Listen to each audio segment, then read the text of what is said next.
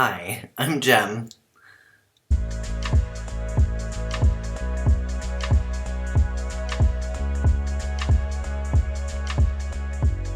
I'm Jem Milton. I'm an artist based in Govan Hill in Glasgow. My pronouns are he, they. I'm an illustrator and I make comics about queer characters. Gender diversity is a really key part of my work.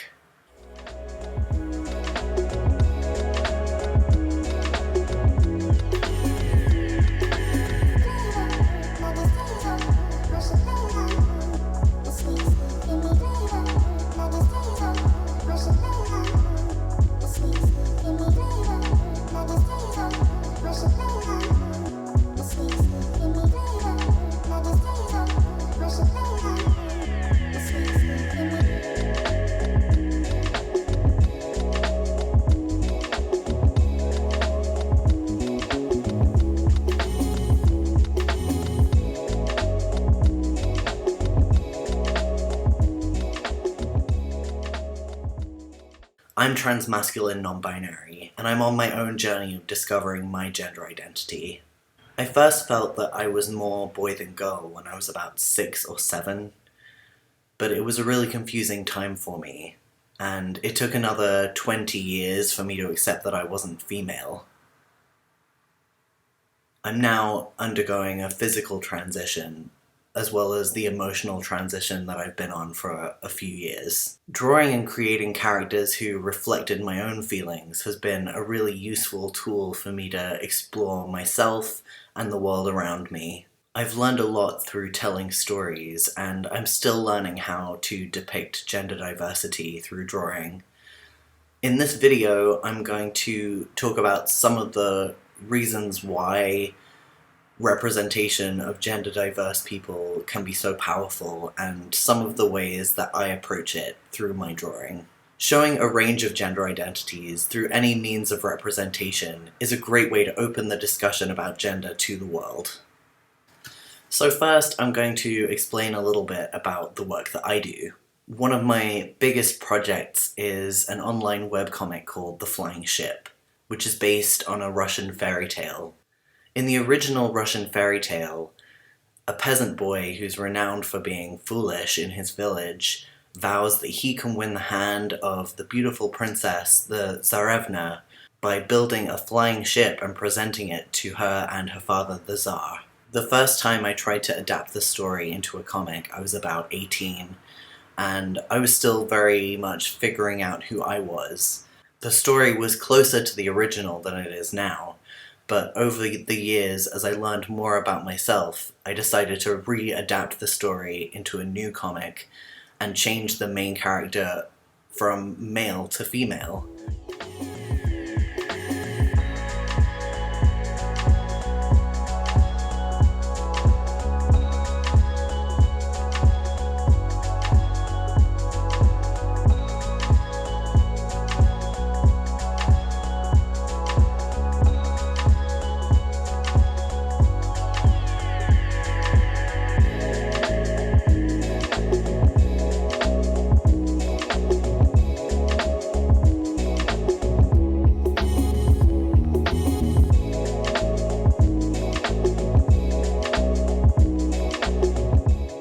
I decided to keep the character's personality and behaviour almost exactly the same as when she'd been male, and in doing so, I, without realising, created a gender non-conforming character.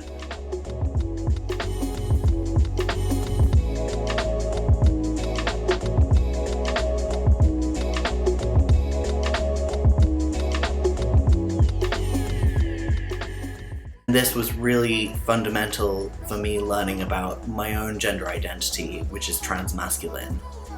The main character doesn't really have the language to understand her own gender identity, but I, as the artist, can understand it from my own experiences, and so in writing her, I can respect her as a gender non-conforming person.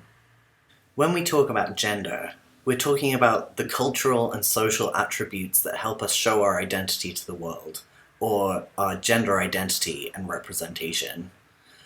While sex refers to biology, gender and sex aren't always the same.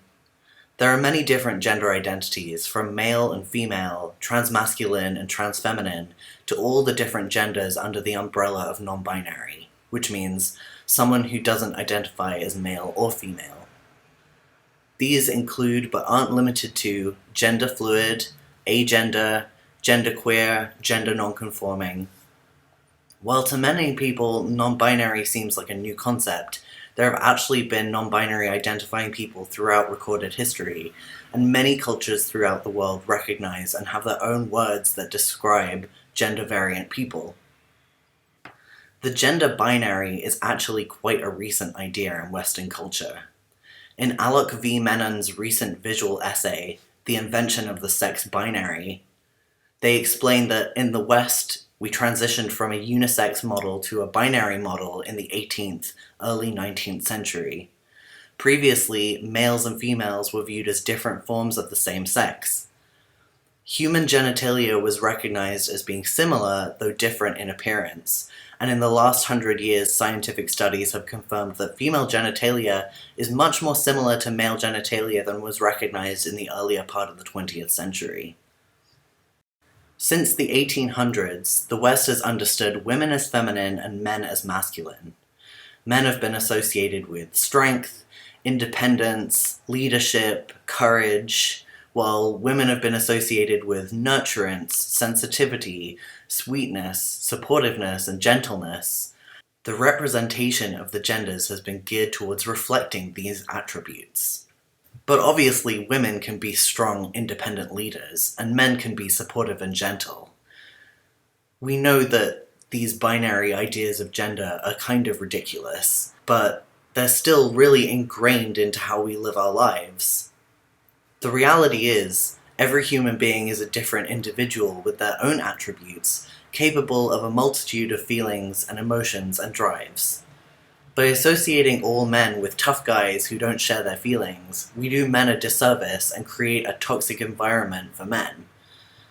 By putting all women into a box of sweet and supportive figures in the background, we miss the assertive and powerful force that is women. Clothing is one of the most apparent factors of gender identity. While clothing is actually just made of pieces of fabric draped over the body, its cultural associations are learned very early and have incredibly deep roots in our subconscious.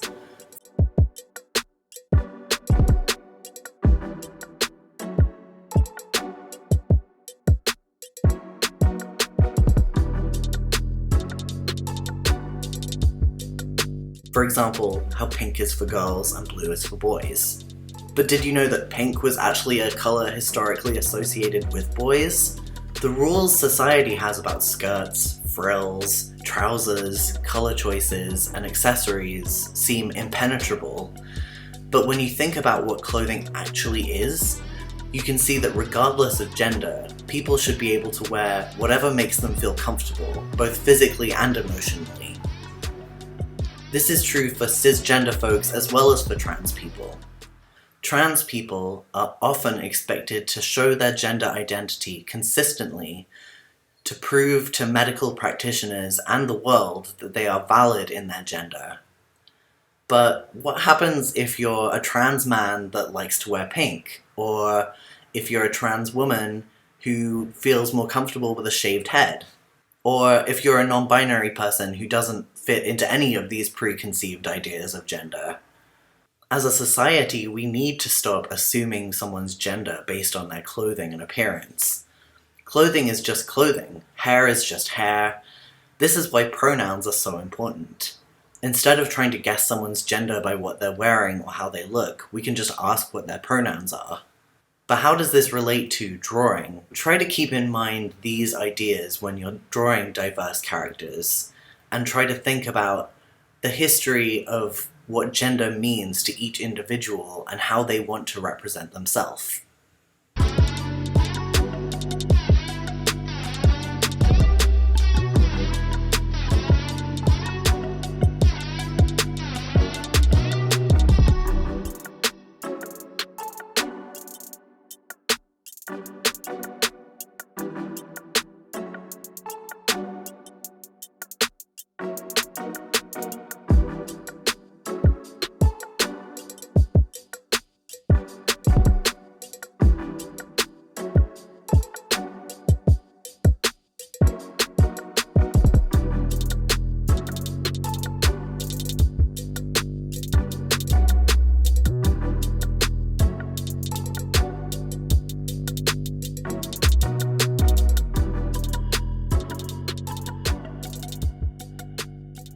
When you're starting to draw bodies, it can be useful to look at anatomical figures.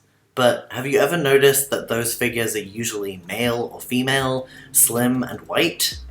Not everyone looks like that. The commonly referred to attributes of feminine and masculine that I mentioned earlier can be helpful when we draw a cis man or a cis woman to show that there's a difference between those two ends of the gender spectrum. Men are traditionally seen as tall, buff, square, and sturdy. Women are traditionally seen as smaller, curvaceous, and softer.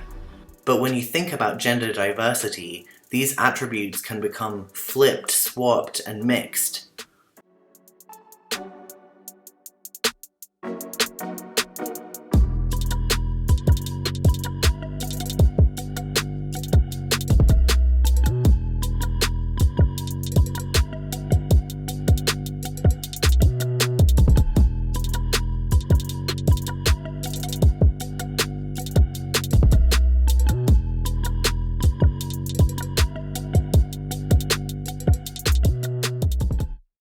You can have tall, muscular women. You have small, soft men. There is so much body diversity in the world. Just walking down the street, you can see all different kinds of people.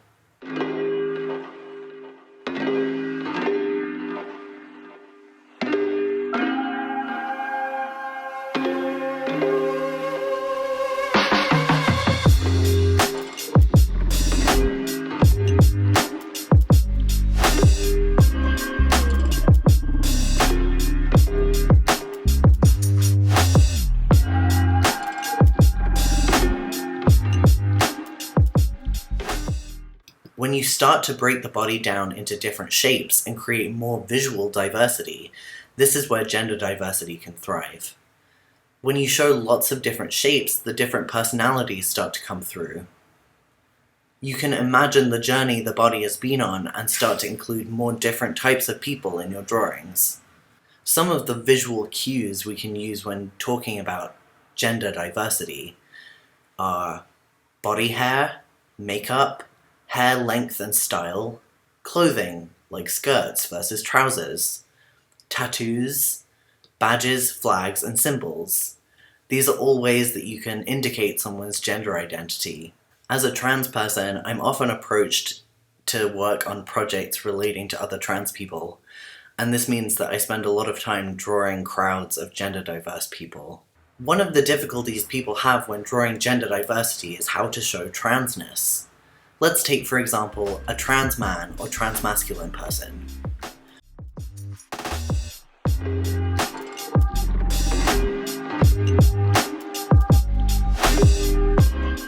How do we show in a drawing that this is a trans man and not a cis man? There are some signifiers you might use, such as if this person has had top surgery, which is a double mastectomy to create a more masculine chest. You can show top surgery scars on the chest. There are lots of different shapes these scars might have.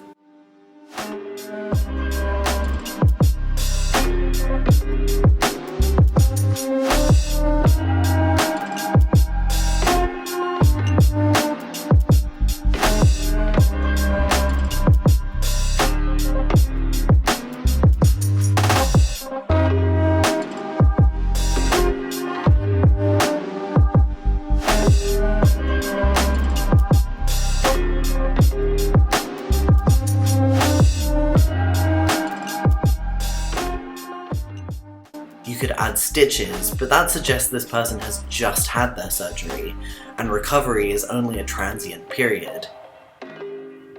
I prefer to include a little white space to suggest the paleness of a scar that's healed. But all this requires the character to have no shirt on. Unless it's summer, people don't usually wander around without their shirt. So how do we show that they are trans when they're clothed? You could put a trans flag on the shirt, but I don't know about you, but I don't go around wearing a big flag that says, "Hey, I'm trans." You could add a masculine badge, but then they could just be showing that they're a cis male and proud. You could add a trans symbol, but That's often associated with being non-binary, which is another specific identity. You could give them tattoos and piercings to show that they're embracing counterculture, but that's not true of all trans people. If they haven't had top surgery, you could show them wearing a binder, but then many trans men don't wear a binder either. There are so many variables, and each trans person has their own identity and their own story. Also, all of these signifiers rely on the idea that the character wants you to know that they are trans. Many trans people just want to blend in as their gender. So how do you show the idea of transness?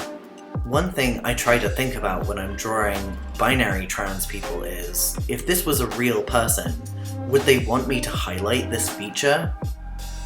One of the common representations of trans people in drawings is to highlight attributes of the gender they were assigned at birth, rather than their chosen gender, to show that they are trans.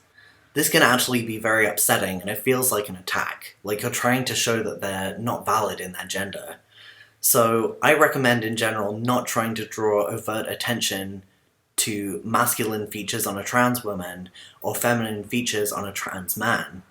For non-binary and gender non-conforming people, the line is much more blurred, and androgyny is one of the hallmarks of non-binary identities. Think about the characters you're drawing as individual people. What are they proud of in their appearance? What do they want to focus on? I believe that transness is something we should be signaling visually by making space for trans people in images of gender diversity.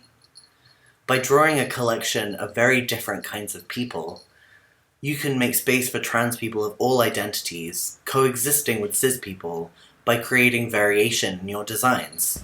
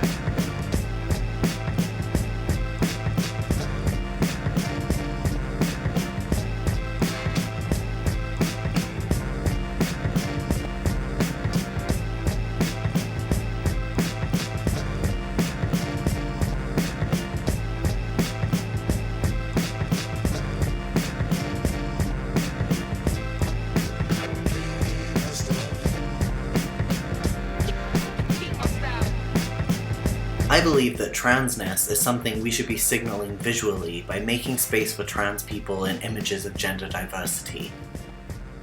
By drawing a collection of very different types of people, you can make space for trans people of all identities, coexisting with cis people, by creating variation in your designs. Look at real trans and non-binary people, people that you know or on the internet, and look at what they highlight in their appearance. What they're proud of. How do they want to be seen?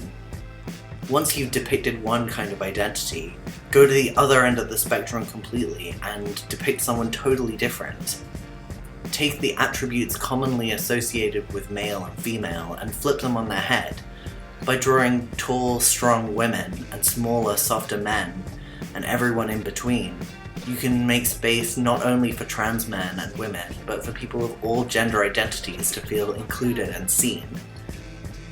The LGBTQ+ community is a great place to learn these ideas that can have a positive effect on people throughout the gender spectrum, to be inclusive of others, to embrace qualities that might not conform to your assigned gender. By drawing lots of different types of people, we can show the world that the one thing we have in common is that we're all individuals. I hope this video has been helpful and that you have fun celebrating gender diversity.